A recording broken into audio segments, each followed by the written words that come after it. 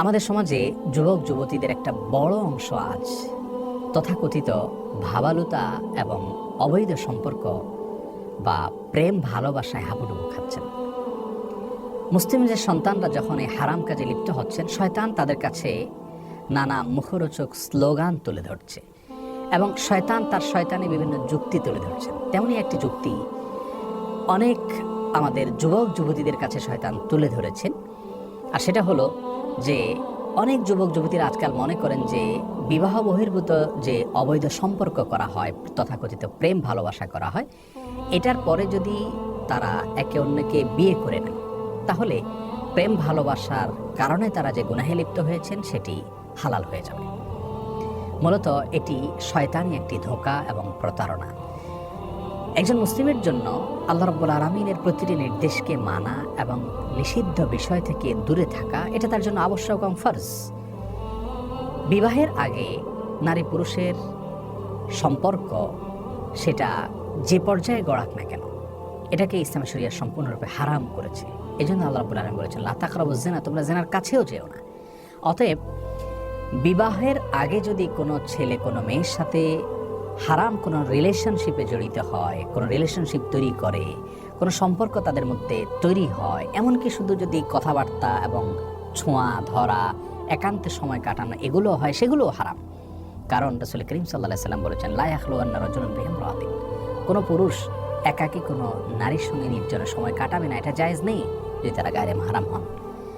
এবং নির্জনে যখন তারা একাকী কথা বলবে, সেক্ষেত্রে তাদের মধ্যে বাজে কথার আদান প্রদান হবে। ভালো কথা বললেও সেখানে চিন্তার ক্ষেত্রে মনের জেনাটা তাদের মধ্যে অবশ্যই হবে এবং আরও নানাবিধ গুনাহের দিক তাদের রয়েছে।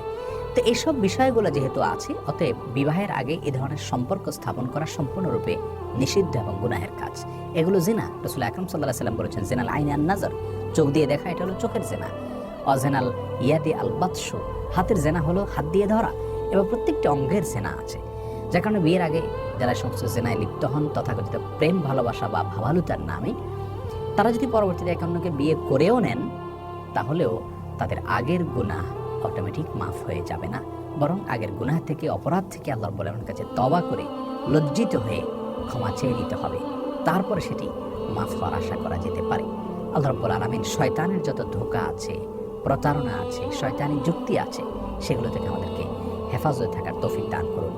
আমার প্রিয় যুবক যুবতী ভাই বোনদেরকে বলতে চাই, বিবাহ বহির্ভূত সম্পর্ক এটা নিষিদ্ধ একটি সম্পর্ক, হারাম একটি সম্পর্ক।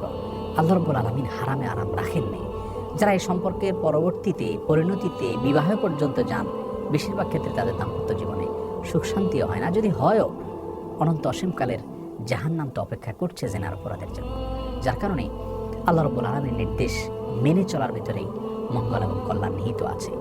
আমরা প্রতারণার হাত থেকে বাঁচতে হলে, অশান্তির হাত থেকে বেঁচে থাকতে হলে, সুখী দাম্পত্য জীবন পেতে চাইলে আমাদেরকে হালালের পথে হাঁটতে হবে।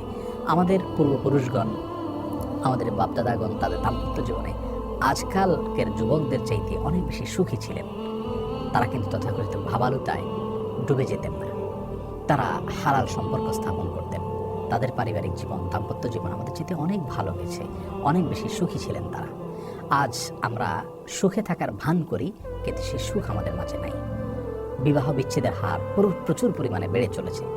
এ সবগুলোর মৌলিক যে সমস্ত কারণ রয়েছে, তার মধ্যে থেকে একটি কারণ এটাও যে আমরা বিবাহ বহির্ভূত সম্পর্কের মাধ্যমে মূলত আল্লাহ রাব্বুল আলামিনকে অসন্তুষ্ট করে ফেলছি।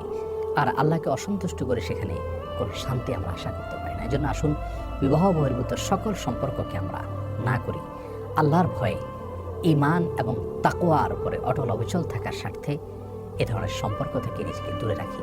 ইনশাআল্লাহ দুনিয়ার জীবন সুখময় হবে, আখিরাতে আল্লাহ রাব্বুল আলামিন এর সন্তুষ্টি আমরা অর্জন করতে পারবো। যে যুবক তার যৌবনকালকে আল্লাহর আনুগত্যের মধ্যে কাটায়, আল্লাহর আরশের নিচে ভিআইপি প্যান্ডেলে যারা ছায়া পাবেন, তাদের মধ্য থেকে তিনি অন্তর্ভুক্ত হতে পারবেন। আল্লাহ তাআলা আমাদের যুবক ভাই বোনদেরকে সেরকম ঈমান এবং তাকওয়ার পাওয়ার দান করুন, যেন তারা এ ধরনের গুনাহের হাতছানি থেকে সরে আসতে পারেন, এগুলোকে ডিনাই করতে পারেন।